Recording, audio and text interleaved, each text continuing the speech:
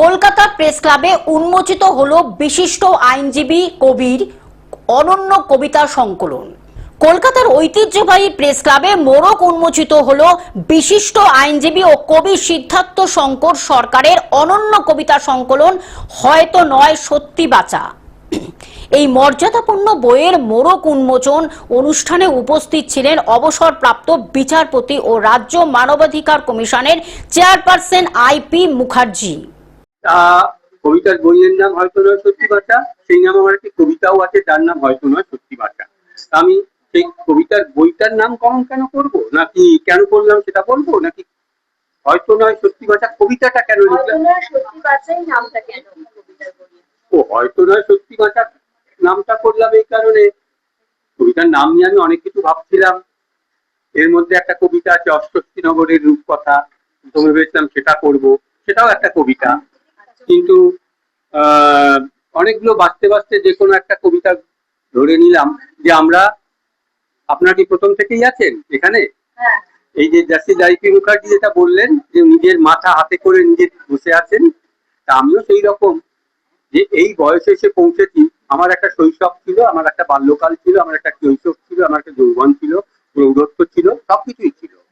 সবকিছু পেরিয়ে এসে আমি এখন মোটামুটি নিজেকে সফল ব্যক্তি বলে মনে করবো কিনা জানি না, প্রিভিলেজ ক্লাসের একজন।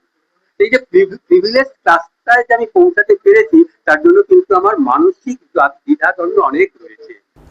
বিশিষ্ট সিনিয়র আইনজীবী প্রদীপ কুমার দাস, বিশিষ্ট অভিনেতা শুভাশিস ব্যানার্জি এবং প্রেস ক্লাব কলকাতার সভাপতি স্নেহাশিস সুর সহ বহু প্রথিতযশা ব্যক্তিত্ব, তাদের উপস্থিতিতে অনুষ্ঠানটি প্রায় এক বিশেষ গাম্ভীর্য ও মর্যাদা পায়।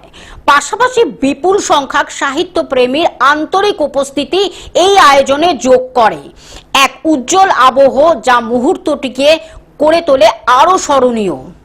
রিকোয়েস্ট করলেন যে বইটা উদ্ঘাটন করতে, আমি বইটা পড়ে দেখলাম যে বইটার ভেতর অনেক ফিলসফি আছে, অনেক চিন্তাধারা আছে, এবং আর কোনো কনসিডারেশন নয়। উনি আমার মানে বিশিষ্ট বন্ধু, দাদা, যাই বলুন, সেই সেই সেই খাতিরে আমি বইটা রেকমেন্ড করলাম। যে বিশেষ লাইনগুলো আপনি তুলে ধরলেন সবার মাঝখানে, সেগুলো আপনাকে ভাবিয়েছে এই বইটা এত সুন্দর? হ্যাঁ, সেই বইটাতেই আছে, আমি ওটা ইন্টারপ্রেট করেছি। যে একজন মানুষ তার মাথায় তার নিজের মাথায় কোলে নিয়ে বসে কাঁদছে, তার মানে ভাবনা, মানে যে আমার মাথাটা একরকম ছিল, এখন সেটাকে কেটে দেওয়া হয়েছে, অন্য মাথা লাগানো হচ্ছে। তার মানে কি, আমার জীবনটা একরকমের ছিল, আমার এক রকমের প্রিন্সিপাল ছিল, এক রকমের চিন্তাধারা ছিল, এক ধরনের আমার মানে অ্যাকশন ছিল, তাতে আমি কিছু পাইনি। ওটা মাথাটা কেটে আমাকে সাবমিসিভ হতে হয়েছে, সব স্যাক্রিফাইস করতে হয়েছে, লোকের মানে ইনসাল্ট, অপমান সহ্য করে বাঁচতে হচ্ছে। সেইভাবেই বাঁচতে পারবো, নাহলে বাঁচতে পারছিলাম না। কলকাতা থেকে অনির্বাণ দত্তের রিপোর্ট, গ্লোব নিউজ। এখন থেকে গ্লোব টিভি দেখুন আপনার স্মার্টফোনেও। গুগল প্লে স্টোর অথবা অ্যাপল স্টোর থেকে ডাউনলোড করুন গ্লোব টিভি লাইভ অ্যাপ। এছাড়া জিও টিভি অ্যাপ থেকে দেখুন গ্লোব টিভি লাইভ।